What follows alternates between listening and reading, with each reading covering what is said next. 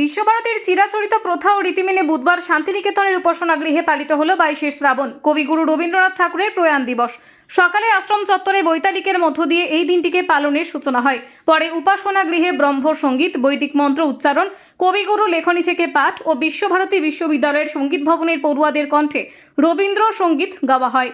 এইভাবেই কবিগুরুকে প্রয়াণ দিবসে স্মরণ করেন বিশ্বভারতীর ভারপ্রাপ্ত উপাচার্য, কর্মী আধিকারিক থেকে শুরু করে পড়ুয়া ও পর্যটকরা। শান্তিনিকেতনে দিনভর আরও বিভিন্ন কর্মসূচির মধ্য দিয়ে কবিগুরুর প্রয়াণ দিবস পালন করা হবে। আজকের এই দিনটা আমাদের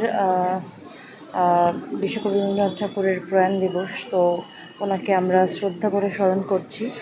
আর আমি একজন বাংলাদেশি, বিশ্বভারতীতে পড়ছি, তো সব মিলিয়ে 3 বছর ধরে এখানে আছি, তো সব মিলিয়ে একদমই অন্যরকম কাটে এখানে এই সকালটা। সব মিলিয়ে খুব ভালো লাগছে। বাংলাদেশের বর্তমান পরিস্থিতির কথা চিন্তা করে খারাপ লাগছে, কতটা খারাপ লাগছে আমাদের? আমরা যেহেতু দেশের বাইরে আছি, তো সেহেতু আমাদের চিন্তাটা অনেক বেশি। হ্যাঁ, এখন খবরটা পাচ্ছি, তবে একটুখানিতে চিন্তা হচ্ছে দেশের জন্য, কারণ এখন আমাদের সেভাবে কোনো সরকার গঠন এখন অবধি করা হয়নি। হিংসা ছড়িয়েছে এভাবে, কি চাইছেন এখন? এখন আমরা চাইছি সুষ্ঠুভাবে একটা সরকার গঠন হোক, এবং এইসব ক্ষোভ, এইসব হিন্দুদের ওপর যে যা কিছু হচ্ছে এবং ভাঙচুর, ভাস্কর্য ভাঙা হচ্ছে, সব মিলে আমরা এসব আর চাইছি না।